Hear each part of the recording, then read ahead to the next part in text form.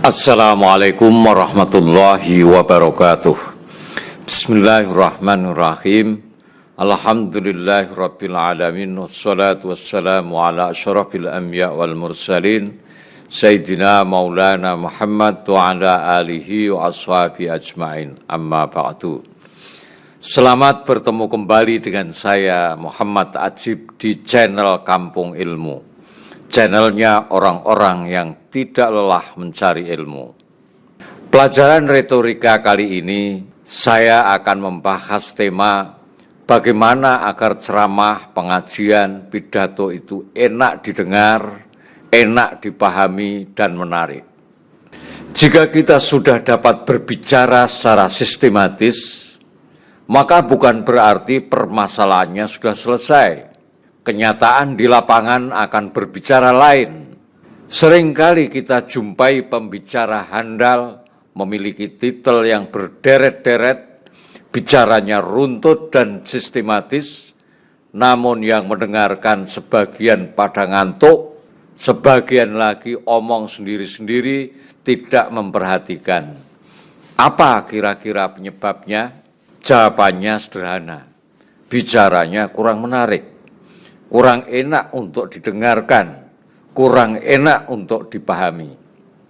Agar pidato, ceramah, atau pengajian itu menarik, maka satu, temanya harus jelas. 2, sistematis. 3, penyampaiannya runtut. 4, penyimpulannya jelas. 5, pemilihan bahasanya efektif. 6, pemberian contohnya akurat. 7, tidak monoton. Mengapa pidato, ceramah, pengajian tidak enak didengar, tidak enak dipahami, dan tidak menarik, padahal semuanya sudah oke? Apa penyebabnya? Jawabnya, terlalu monoton. Jawabnya, ceramah itu terlalu monoton, pengajian itu terlalu monoton. Jadi yang menjadi kata kunci di sini, ceramah atau pengajian tidak menarik, tidak enak didengar dari penceramah di atas adalah pembicaraan terlalu monoton. Inilah sesungguhnya yang membuat pembicaraan kurang menarik dan kurang enak untuk didengarkan. Oleh sebab itu, pada kesempatan ini kita akan membahas secara khusus dan panjang lebar berkaitan metode untuk membuat pembicaraan menjadi menarik, enak didengar, dan enak dipahami. Jika boleh disimpulkan, sesungguhnya pembahasan bab ini dapat dikatakan sebagai inti dari materi retorika itu sendiri. Retorika itu intinya ya dari bab ini. Untuk mewujudkan tuntutan itu, perlu disiapkan perangkat-perangkat yang dibutuhkan. Perangkat tersebut ada yang berhubungan dengan retorika dan ada yang berhubungan tapi tidak langsung. Namun yang tidak kalah pentingnya adalah aspek pendukung retorika itu sendiri. Perangkat-perangkat tersebut adalah 1, aspek pendukung bicara, 2, aspek pendukung lisan, 3, aspek pendukung forum, 4, aspek pendukung gagasan, 5, aspek penghalusan bahasa. Selanjutnya, mari kita belajar secara seksama untuk mendalami kelima aspek pendukung retorika tersebut. 1, aspek pendukung bicara. Untuk kepentingan dukungan terhadap aspek bicara agar benar-benar handal, maka paling tidak ada 7 perangkat pendukung bicara yang harus dikuasai. Ke-7 perangkat pendukung bicara tersebut adalah A, vokal, B, sorot mata, C, gerakan mulut, D, ekspresi wajah, E, gerakan tangan, F, gerakan kaki, G, aksesoris penampilan. Untuk lebih jelasnya, marilah kita bahas satu persatu ke-7 aspek pendukung bicara tersebut. Yang pertama, vokal. Penceramah yang baik harus memiliki vokal yang mantap. Vokal untuk ceramah berbeda dengan vokal untuk qiraah. Hal itu harus dibedakan. Kalau vokal untuk qiraah malah harus bening dan melingking. Untuk penceramah yang dibutuhkan justru vokal yang agak berat, agak ngebas gitulah kira-kira. Vokal yang mantap akan memiliki pengaruh yang besar terhadap audiens. Untuk memiliki vokal yang mantap perlu banyak latihan.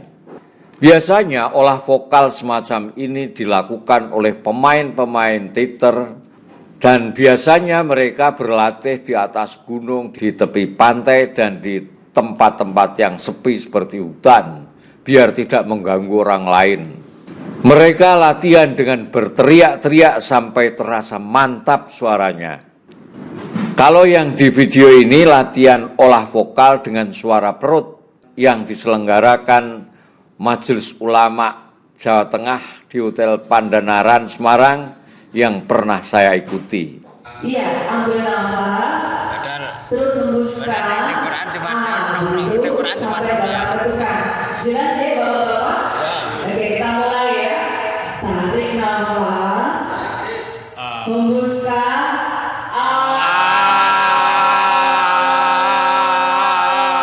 Stop. Sudah terasa? Oh, sampai 10 ya Pak? Sudah terasa ada yang bergetar bapak-bapak? Pada saat kami bergetar, ada yang bergetar. Sudah? Nah, itulah suara perut. Itulah diafragma. Yang pasti nanti Bapak Ibu nanti ngambil suaranya seperti itu ya. Jadi suaranya itu bukan dari kerongkongan tapi dari perut. Supaya lebih lama. Jadi kalau bicara lama, ceramah biasanya 1 jam ya.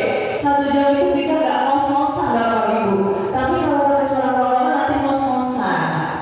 Ciri-ciri penceramah yang vokalnya sudah mantap, dia bisa berceramah berjam-jam dengan suara yang lantang, tetapi tidak kehilangan suaranya. Dan juga tidak kehabisan tenaganya, tidak nampak ngos-ngosan istilahnya. Menurut pelatihnya, kalau pengen suara mantap, harus menggunakan suara perut, jangan suara tenggorokan. Suara perut kelihatan mantap dan tidak mudah capek. Suara tenggorokan di samping kurang mantap, cepat lelah. Cobalah kamu latihan olah vokal. Jika perlu, kamu rekam. Kemudian dengarkan sendiri. Apakah kamu sudah merasa mantap dengan suaramu sendiri? Ataukah justru kamu tertawa sendiri ketika mendengarkannya? Tapi perlu dicoba itu. Yang kedua, sorot mata. Seorang penceramah harus bisa mengendalikan sorot matanya. Sorot mata akan menentukan reaksi audiens. Sorot mata yang tajam akan memberikan kesan bahwa penceramahnya sangat berbobot, berpengalaman, tidak grogi, dan sebagainya. Ketika pembicara sedang berceramah, usahakan bola mata tidak terlalu banyak bergerak, tidak liar, fokuskan pandangan mata ke arah tertentu saja. Sesekali menyapu seluruh audiens dengan pandangan mata yang sesuai dengan isi ceramah. Pergerakan mata hanya sesekali saja mengikuti arah materi yang dibicarakan dan juga arah badan kita. Sorot mata jangan terlalu redup, tapi juga jangan melotot. Redup atau melotot diperlukan mengikuti intonasi materi yang sedang disampaikan. Redup ketika materi agak menyedihkan, melotot bila materi mengajak untuk bangkit atau marah terhadap keadaan. Sorot matamu balik, jangan jelalatan dan hanya tertuju wanita cantik saja apalagi sampai menatap tajam wanita tertentu. Mubaligh harus bisa menjaga matanya. Jangan dikira pendengar tidak tahu mata mubaligh yang nakal.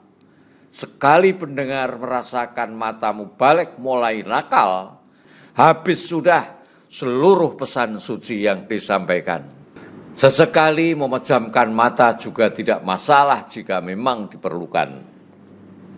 Yang penting, perbanyaklah latihan di hadapan cermin untuk melihat perubahan-perubahan di mata Anda. Yang ketiga, gerakan mulut. Penceramah jangan ragu-ragu menggerakkan mulutnya. Mulut tidak perlu ditahan-tahan. Jika suara keras dan mulut harus dibuka lebar, ya harus dibuka lebar. Tidak perlu pekewoh, sungkan, atau malu. Sehingga juga tidak harus ditutup-tutupi dengan tangan.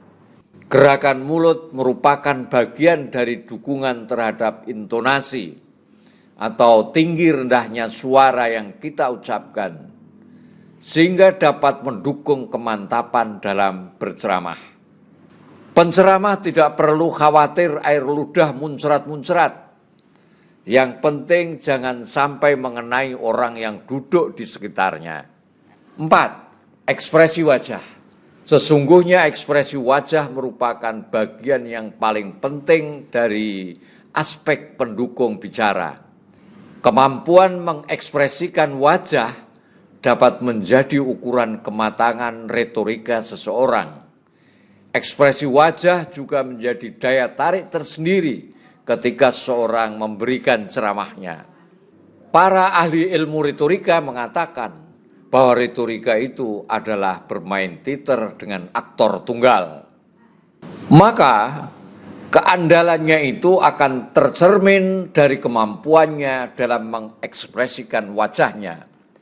Kunci memainkan ekspresi wajah adalah tinggal mengikuti irama dan isi ceramah itu sendiri. Jika yang disampaikan itu menyenangkan, wajah harus ikut gembira. Jangan sampai yang disampaikan itu menyenangkan, tapi wajahnya sedih. Jika sampai bagian yang sedih, wajah harus ikut sedih. Jangan sampai sebaliknya. Jika sampai bagian isi ceramah yang mengecewakan, bagaimana ekspresi wajahmu? Jika sinis, bagaimana ekspresi wajahmu, dan seterusnya, silahkan itu dilatih. Dengan kata lain, seorang penceramah, seorang mubaligh harus bisa menghayati apa yang disampaikan dengan ekspresi wajahnya. Untuk bisa mendeteksi ekspresi wajah, caranya seringlah bercermin. Maksudnya, berceramah di depan cermin dan lihatlah wajah Anda. Lihatlah ekspresi wajah Anda. Kelima, gerakan tangan. Gerakan tangan jangan dipandang remeh. Gerakan tangan yang tepat akan memberi daya tarik tersendiri dalam berceramah. Akan tetapi bukan tangan yang terlalu banyak bergerak-gerak jeplapangan.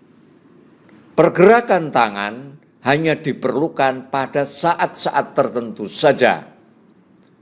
Khususnya ketika ada pembicaraan sudah mulai serius, butuh tekanan, butuh perhatian, maka keluarkanlah tangan Anda. Jika perlu, acungkanlah setinggi-tingginya tangan Anda.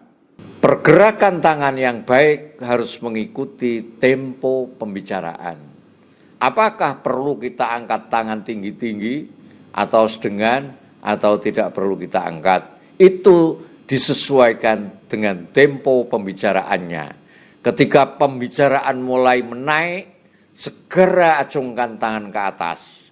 Ketika sudah masuk bagian yang dituju, ayunkan ke bawah dengan tekanan yang mantap namun harmonis. Sekali lagi, agar tidak nampak lucu dan wagu, silahkan latihan di depan cermin. Usahakanlah tidak ada yang menonton adegan Anda, biar tidak disangka yang bukan-bukan. 6. Gerakan kaki. Untuk gerakan kaki memang tidak terlalu penting dan biasanya kaki tidak terlihat oleh audien.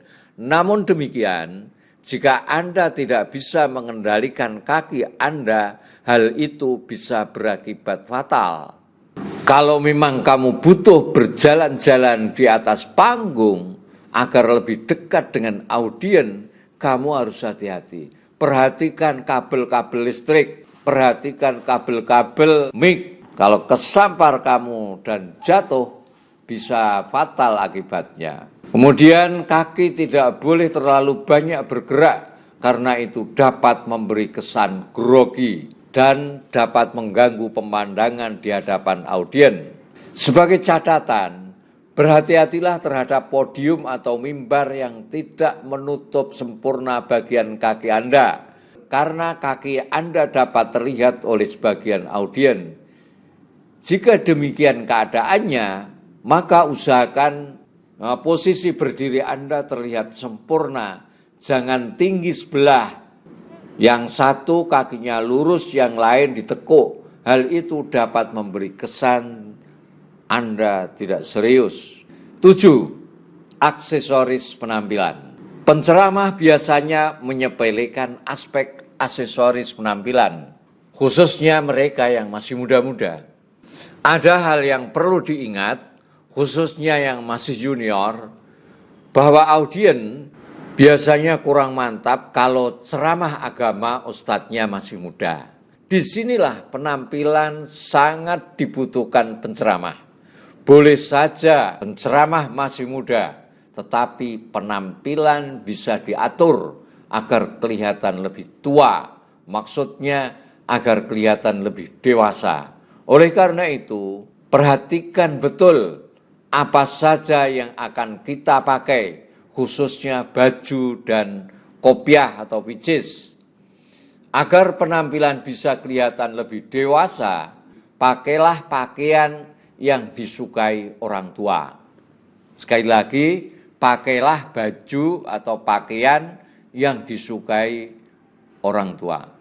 Baju batik lengan panjang, longgar misalnya, dengan corak yang kalem, itu biasanya disukai oleh bapak-bapak. Perhatikan juga wajah Anda.